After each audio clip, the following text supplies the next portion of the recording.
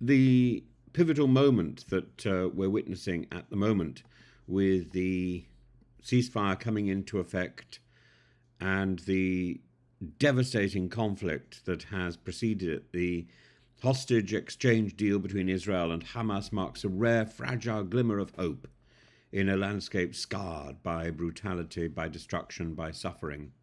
And the agreement brokered after arduous negotiations involving Qatar, Egypt, the United States, other stakeholders, is structured in three phases. The first phase includes a full ceasefire, the withdrawal of Israeli forces from populated areas of Gaza, and the release of 33 Israeli hostages in exchange for over 700 Palestinian detainees. These steps will be accompanied by the delivery of humanitarian aid, with 600 trucks expected to cross into Gaza daily. Subsequent phases promise further hostage release,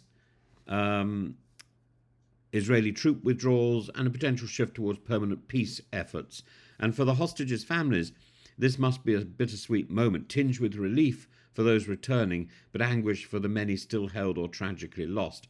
And the human cost of this conflict, the significance of these efforts, cannot be overstated.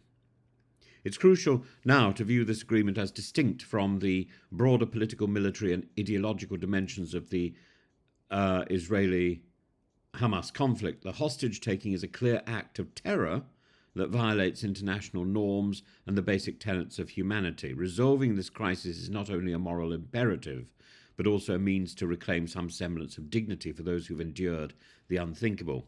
However, the atrocities and the oppression in Gaza, the flattened buildings, the decimated infrastructure, the destroyed hospitals, the humanitarian crisis, demands equal attention and condemnation.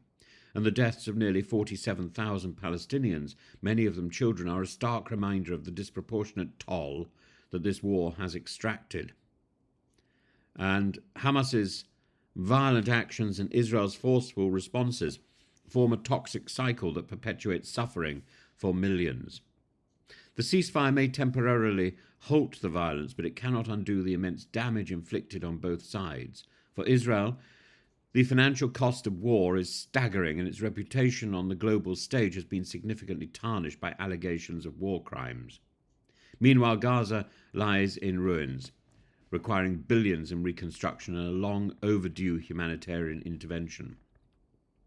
Both parties must recognize that while their political goals may be at odds, the human cost of this conflict has transcended borders and ideology. The images of freed hostages and humanitarian aid entering Gaza will highlight what can be achieved when dialogue prevails over destruction. The role of external actors, from the mediating efforts of Qatar and Egypt to the backing of the US, has been instrumental even in getting this far, yet these same actors must now ensure that this agreement serves as a stepping stone to broader negotiations. The international community must advocate for a two-state solution, if necessary, imposing that through the United Nations, one that guarantees security for Israelis and sovereignty for Palestine. This includes addressing the conditions that allow groups like Hamas to thrive in desperation and chaos. Hamas needs to go, and Palestine needs to be accepted and established. This deal doesn't signal the end of animosity, nor does it guarantee peace, but it underscores the possibility of cooperation and chance, however tenuous, in the deep-seated animosity that had grown up and been encouraged both by Hamas and by Netanyahu's government. It's a moment to reflect on the power of negotiation, the sanctity of life, and the need for sustained efforts towards reconciliation.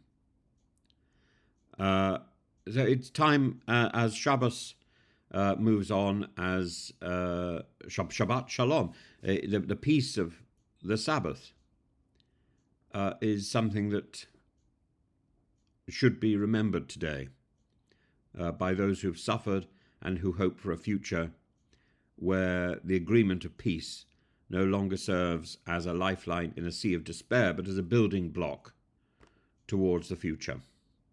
I'd be really interested to know what you think and what your response is to this news, and do you think the ceasefire is going to last and blossom into peace, and what is needed to sustain that peace.